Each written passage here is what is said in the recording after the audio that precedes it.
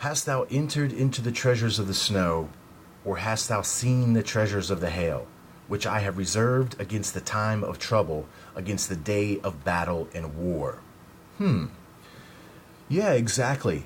If we're connecting these beings, okay, to the sons of God of Genesis 6, via this understanding of the book of Judges, the symbolic Danites, that they've gone into the inner earth. We've got many, many other scriptures that we've covered that show that there's been a people, there's been a nation that's gone into the inner earth. We looked at all the scriptures that talk about this coming nation that's supposed to come from the north.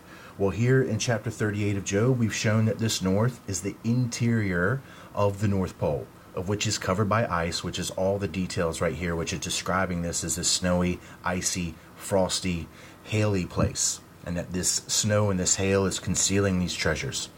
We're not making any giant leaps here. We're actually just looking at the next stage of logical connections here. And that's exactly what's happening.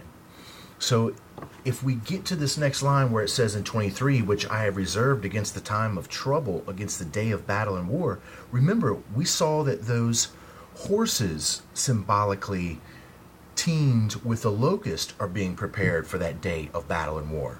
And then, of course, we've shown that the locust were the Danites. The Danites are the aliens. And the aliens and the Danites are the coming judge upon the world. It's the same thing. This thing is all spiritual warfare, people. For you guys that aren't so sure, like I said, that that you research their UFO stuff and you're in the UFO community and you're hoping that these UFO guys are good, man, you got to be able to see this. You got to be able to see how this is playing out. So if we're talking this UFO technology here that these aliens are supposed to have, this is how we can equate it back to the Bible, with what these fallen sons of God are going to have, with what these demigods are going to have. Okay? And it's this very same treasures which they have reserved against this time of trouble and war.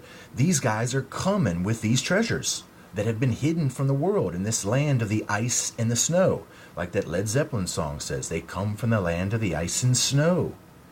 Think about this. Think about this.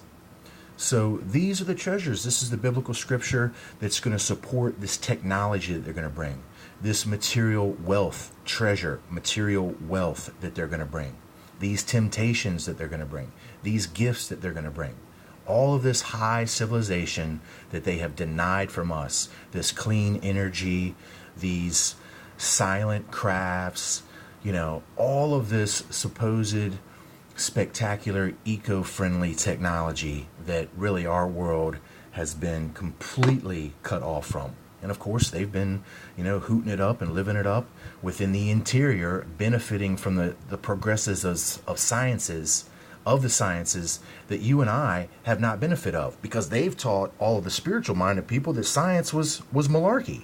And then all of the scientific-minded people, they taught that the spiritual world was malarkey. So each one of us, each group of people here that we're talking to, the material-minded that believe in science and mathematics is the rule and the key for the universe, or the spiritually minded, which believe that the spiritual is the over-control of science and mathematics, and that science and mathematics are going to follow behind the lead of the spirit. That's me. I know that the spirit is the substance, the science and the mathematics is the shadow of that substance, the material shadow, of which we're also truly clueless to the real meaning, the real understanding of the material world around us. And if you're not equating it into the spiritual value, the spiritual quality, which is at its core, and you're only seeing the material world for quantity, man, you are ripe for the picking. You're ripe for the picking. If you're all about material things and material treasures, of which they're going to bring, which are reserved for this time of trouble and war, of which we see what the locusts are coming to bring. Well, half the enticement of the false doctrine is that they got all this high technology that they're going to say they're going to be able to give us to fix our world after they judge it. This is it. So I want to just go back here real quick. I want you to see that I keep talking and saying that these guys are the sons of God of Genesis 6. Listen to this.